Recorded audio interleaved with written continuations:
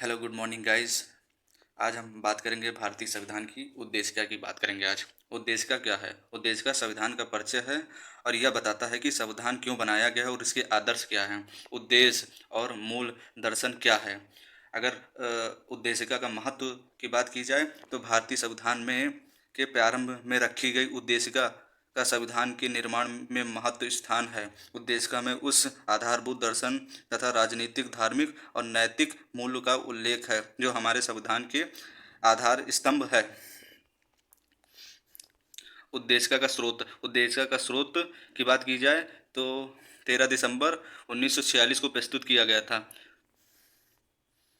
भारत की जनता कारण यह किसी संविधान का निर्माण भारत की जनता की ओर से संविधान सभा के सदस्यों ने किया है और उन्हीं के द्वारा इन्हें अंगीकृत किया गया, इसलिए संप्रभु भारत की जनता में निहित है। उद्देशिका का पूरा पाठ। हम भारत के लोग, इसका अर्थ है कि संविधान की शक्ति जनता से आती है, किसी राजा या विदेशी शासन से नहीं। अगर हम प्रमुख शब्दावलियों की अगर बात की जाए,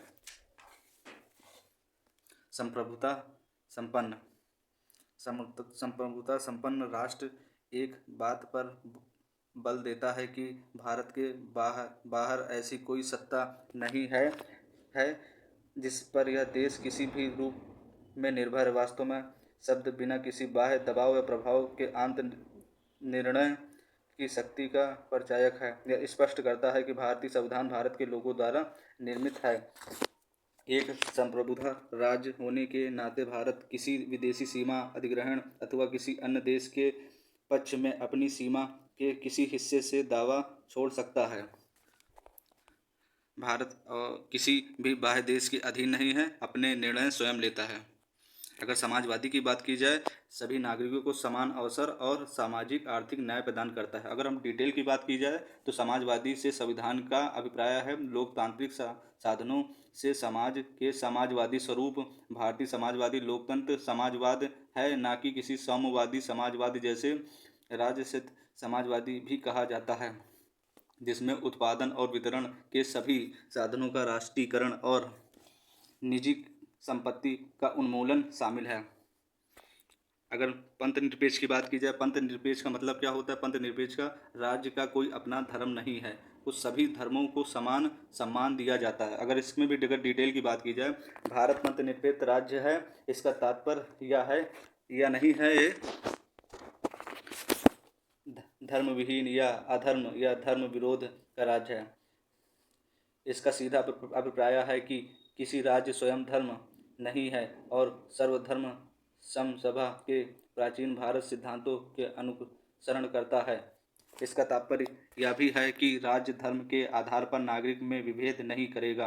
राज्य धर्म को किसी नागरिक के व्यक्तिगत मामला समझौता है जिसके किसी धर्म में विश्वास करने या न करने का अधिकार सम्मिलित है।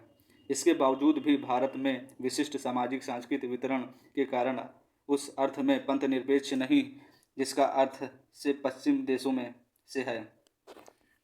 अगर लोकतंत्र की बात की जाए, राज्य जनता द्वारा चुनी जाती है। अगर इसमें भी अगर हम डिटेल से बात करना चाहें तो डिटेल में भी हम इसमें से बात करेंगे।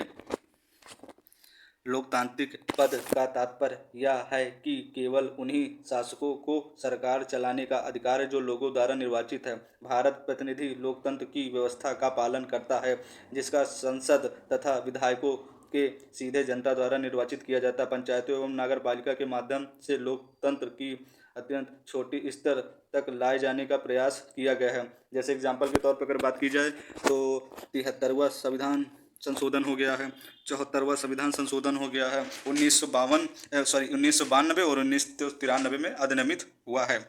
इसके होते हुए भी प्रस्तावना में न केवल राजनीतिक लोकतंत्र की अपितु सामाजिक व आर्थिक लोकतंत्र को भी सम्मिलित किया गया है। और आगे गणराज्य की अगर बात की जाए, देश का राष्ट्रपति जनता द्वारा अप्रत्यक्ष रूप से चुना जाता है, इसे कोई वंशानुगत शासक नहीं होता है। गणतंत्र की अगर डिटेल में बात की जाए, गणतंत्र पद से तात्पर्य यह है कि भारत में वंश परंपरा से कोई शासक नहीं होता है और राज्य के सभी राजनीतिक पदाधिकारी प्रत्यक्ष परोक्ष रीति की जनता द्वारा निर्वाचित होते हैं। उद्देशिका का मूल उद्देश्य क्या है? उद्देशिका का मूल उद्देश्य यह है सामाजिक न्याय, आर्थिक न्याय, राजनीतिक न्याय। अगर तीनों की अगर बात की जाए तो इसमें उद्देशिका भारतीय राज्य को कल्याणकारी प्रकृति के माध्यम से नागरिकों को राजनीतिक न्याय के साथ साथ सामाजिक आर्थिक न्याय की बात करता है।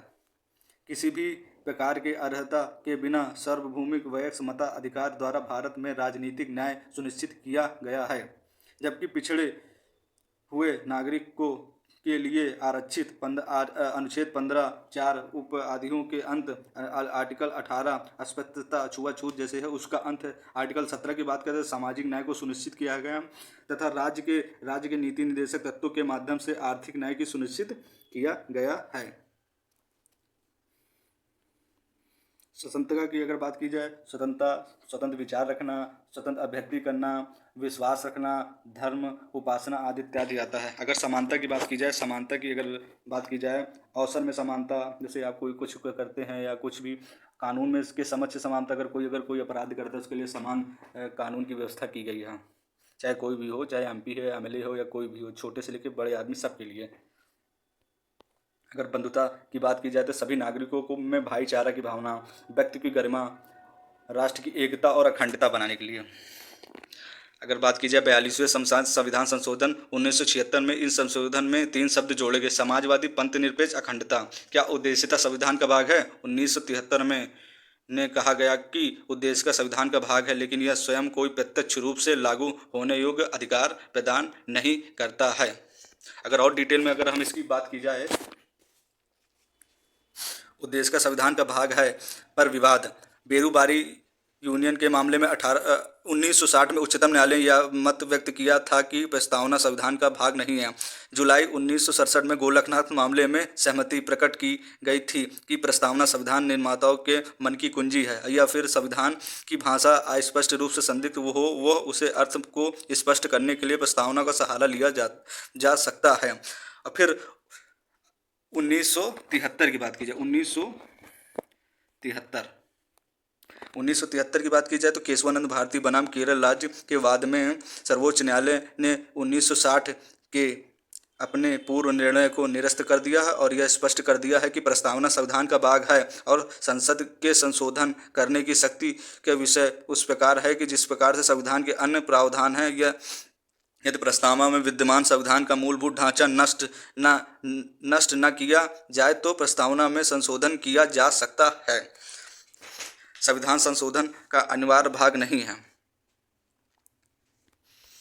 अगर संविधान की उद्देशिका का भाग की बात की जाए, और इसमें और है परीक्षा में पूछे जाने वाले महत्वपूर्ण तथ्य, जैसे संविधान कब अपनाया गया, संविधान लागू कब हुआ, उद्देशिका का स्रोत क्या है और किस संशोधन से क्या क्या जोड़ा गया है, और संविधान की उद्देशिका क्या है, ये सब डिटेल एग्जाम में पूछा जाता है। और अक्सर ये होता है कि उद्देशिका से क्वेश्चन कहीं ना कहीं बनते हैं, जो कि एग्ज़ाम के लिए काफ़ी इंपॉर्टेंट है। अगर क्विक रिवीजन की अगर वन लाइनर की बात की, प्रियम्बल मतलब कि introduction of constitution, source of objective resolution, इसी तरह के सब शॉर्ट नोट्स हैं।